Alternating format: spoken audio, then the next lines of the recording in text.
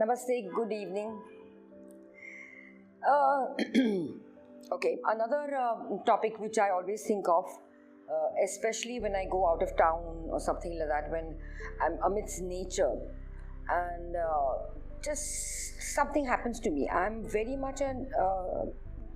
fond of being in the midst of forests and green trees and all. I like that. Something about that part of nature does something to me. Like some people love the sea, the water, some people love the mountains. So I like the forest, the greenery.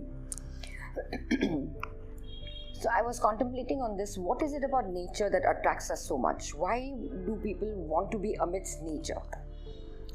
About plants and trees, about forests and all that, I can tell you that we all know that plants give out oxygen and we need that oxygen. We give out carbon dioxide, which the plants need, which is the reverse thing in the night. Besides that, the prana shakti, we are not just breathing air, we are breathing the prana shakti, the life force. We are breathing that prana shakti inside us, which keeps us going, which we get amidst nature very easily. About nature also, I have spoken about this earlier, but I can repeat this again, that in these forests, especially rainforests and all that, there is always a mother tree which is there, which I found very fascinating when I learnt about it, that there's always a mother tree, and that mother tree takes care of the entire forest. And the best part is that mother tree never says that you are not a banyan tree, so I'm not going to feed you, or you are not my type, I'm not going to feed you. It doesn't say that. This only happens with human beings. So there is no discrimination in nature, which I saw, that one mother tree feeds all the other plants and trees around. If some plant is weak and not doing well, a special water is sort of dedicated to her, to that particular plant. It revives that plant. What all happens in that forest is amazing to know. And that intelligence of that forest is so much. We think we are intelligent people, but we don't behave in an intelligent fashion. Look at nature, the way nature behaves. And then nature has got a lot of healing properties. If you have, I'm sure we all know, earlier on when a person was sick, like there were the typhoid and all these kind of things to happen back in the days. So the doctors always advise, go to a hill station. Go somewhere, take a holiday, go to a hill station. Why? Because when you're amidst nature, your body heals much faster. That's why when you go amidst nature, whether it's a forest or whether there are mountains or whether you go to a sea, to a beach place, something it does and it heals your body. Again, at sea, like people love to be on beaches, they love the expanse of the sea. It's vast. That vast expanse itself is so overwhelming. A lot of people love to be near the sea or sit there and listen to the waves. I love listening to the sound of the waves. They just go in and go out. And somehow, if you match your breath with the waves, it is like so hum. It's so breathe in, hum, breathe out. If that synchronizes your breath and the waves, if they synchronize, you go in a trance. That's why most people, when they are there, they don't realize it, but they are in a trance and they feel they've fallen off to sleep or something like that. They've not fallen off to sleep, they've just gone in a zone, because by fluke or just somehow their breath and the waves have matched. That is why sea and the waves just make you feel so nice and refreshed. Again, salt water takes a lot of negativity out. So being in that salt water removes a lot of negativity. So see how close we are to nature. Mountains, a lot of people love climbing mountains. It just makes them feel so solid and stable, because mountains are rock solid. They withstand all types of pressures of the weather, and they are still still and steady there, you know. So some people like that stability, the firmness, the strongness, chattan, bilkul, you know. So it just depends what part of nature that you like. It's just up to you, but anything that you connect with nature is just beautiful. Like going to a garden, going even for an exhibition of flowers. Have you all been to an exhibition of flowers? if you have one thing which I notice there, the nature teaches you a lot if you are in that learning space. There are so many varieties of flowers over there, but somehow rose catches your attention. I don't know why. It's supposed to be a national flower, but somehow the rose catches your attention.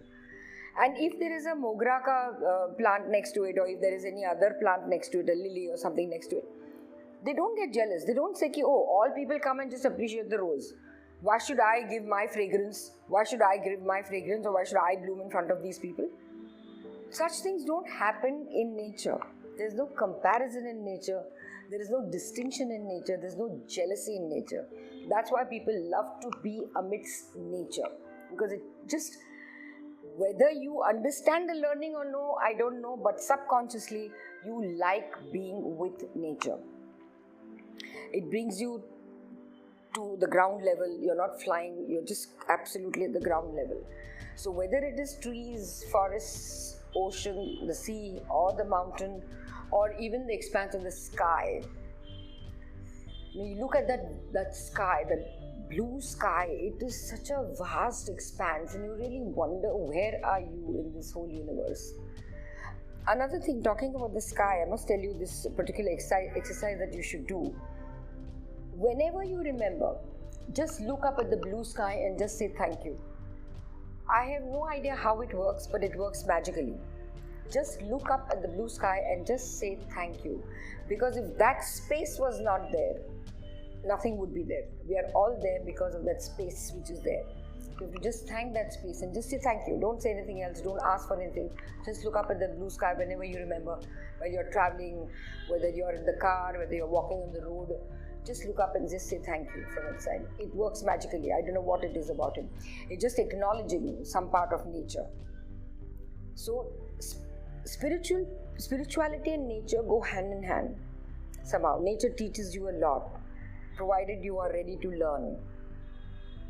So when you are amidst nature, breathe in that prana. Just take in that prana shakti inside you. You feel that fresh air going inside you. Just feels so nice and fresh away from the city life. I sometimes envy people, admire people who live in interiors of Maharashtra or interiors of India or interiors of any place, and not in the main cities like the way I'm staying in Bombay, which is just a cement concrete jungle. You know, in the midst of nature, it feels so nice. A lot of people who have moved away and gone and stayed somewhere else in the interiors, they don't want to come back to Mumbai. They say, no, we are not going to come back to Mumbai. We are very happy here wherever we are. So now I know why they're saying that, because there is something about nature which just pulls you, which makes you very grounded, which makes you feel connected to the Mother Earth. So spirituality and nature really go hand in hand. So next time you're amidst nature, keep your antennas open and see what you can learn. Even in the jungle, if you've seen the birds, how they all coordinate with each other, how they signal each other.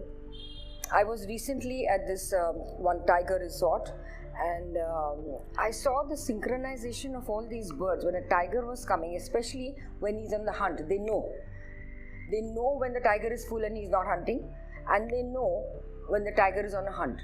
So the minute the tiger is on the hunt, if some animal or some bird spots that tiger, they will start making those sounds and give signals to everybody around that the tiger's on the hunt, and they all run for safety. They will not say, well, I'm a deer, why should I give this signal to the monkeys, and why should I give this signal to the peacocks? Such things don't happen. This is so amazing about nature. They will start giving those signals, and everybody, if the peacock gives signals to the deer gives signals to the monkey, they all go running, jumping all over and just disappear from there when the tiger's on the prowl. That's also so amazing.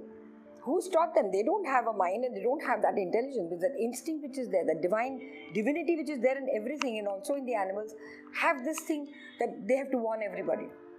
And they do it. It's fantastic the way you see the behavioral pattern of plants, of birds, of animals, of everything which is there around nature. You will see so much of synchronicity. There will be so much of love there. There's so much of the beautiful feeling. It's not there in human beings. And that's a feeling actually we're craving for, and that's why we like to be amidst nature, because we see this with animals and birds. You see this and you feel, I always wish I had all these qualities which nature can give you, honestly. So nature and spirituality really go hand in hand, guys. So when you're amidst nature, do keep all these points in mind and you'll enjoy it even more. Thank you very much. Do check on my website www.smitajaykar.com. If you need my help anytime, do get in touch with me. Bye. See you.